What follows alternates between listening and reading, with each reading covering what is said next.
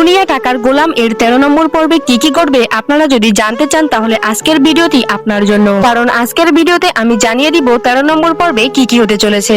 আপনারা যদি জানতে চান তাহলে ভিডিওটি শেষ পর্যন্ত দেখতে থাকুন। রিশাদ গাড়ি থেকে নেমে ফাতেমাকে জিজ্ঞাসা করে, এখানে কেন নিয়ে এসেছো আমাকে? ফাতেমা ঠান্ডা মাথায় রিশাদকে কথার জালে আটকে রাখার চেষ্টা করে, কারণ সে অলরেডি তার বডিগার্ড বা তার বিশ্বস্ত লোকেদের লোকেশন পাঠিয়ে দিয়েছে। রিশাদ বুঝতে পারে ফাতেমা তাকে ট্র্যাপ করছে। সে ফাতেমার উপর চড়াও হতে গেলে ঠিক তখনই তার সিকিউরিটি টিম, যারা শেহজাদ বা গোলামের আসল লোক, সেখানে এসে হাজির হয়। তারা রিশাদকে ঘিরে ফেলে এবং মারধর করে বেঁধে ফেলে। ফাতেমা রিশাদকে বলে, তুই কি ভেবেছিলি তুই শেহজাদের গায়ে হাত তুলে বেঁচে যাবি?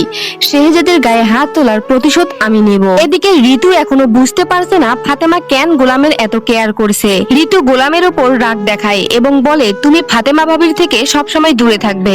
আর গোলামের মাথায় পুরনো স্মৃতিগুলো আস্তে আস্তে আরো স্পষ্ট হতে শুরু করবে। সে ফাতেমার বলা এনজিওর কথা, চা ওয়ালা সাজার কথা একা একা মনে করার চেষ্টা করে এবং তার প্রচন্ড মাথা ব্যথা শুরু হয়। রিশাদকে আটকে রেখে ফাতেমা যখন বাড়ি ফেরে তখন বাড়িতে ঋতু আর গোলামের মধ্যে ঝগড়া চরম পর্যায়ে পৌঁছায়। ঋতু গোলামকে বাড়ি থেকে বের হয়ে যেতে বলে। ঠিক তখনই একটি বড় দুর্ঘটনা ঘটে। দাউদ খানের লোক তাদের বাড়িতে এসে হামলা করে এবং গোলামের মাথায় প্রচন্ড আঘাত লাগে। তীব্র মানসিক ধাক্কায় সে তার স্মৃতিশক্তি ফিরে পায় এবং শেহজাদ চৌধুরী হিসেবে তার পূর্ণরূপে ফিরে আসে। স্মৃতি ফিরে আসার পর শেহজাদের চাউনি, কথা বলার স্টাইল পুরোপুরি বদলে যায়।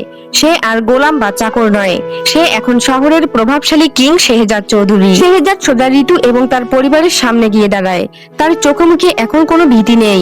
সে ফাতেমাকে ডেকে বলে, ফাতেমা, ঘুঘু অনেক দেখেছো, এবার এই শেহজাদ চৌধুরীর আসল খেলা দেখবে। রিশাদ এবং তার সহযোগীদের ধ্বংস করার জন্য শেহজাদের এই নতুন রূপ দেখে সবাই স্তব্ধ হয়ে যায় এবং পরবর্তী পর্বটি এখানেই শেষ হয়ে যাবে। তো বন্ধুরা, আমার ভিডিওটি আপনাদের কেমন লেগেছে তা অবশ্যই কমেন্ট করে জানান। আর আমার চ্যানেলে নতুন হয়ে থাকলে চ্যানেলটি সাবস্ক্রাইব করে পাশেই থাকুন। ধন্যবাদ।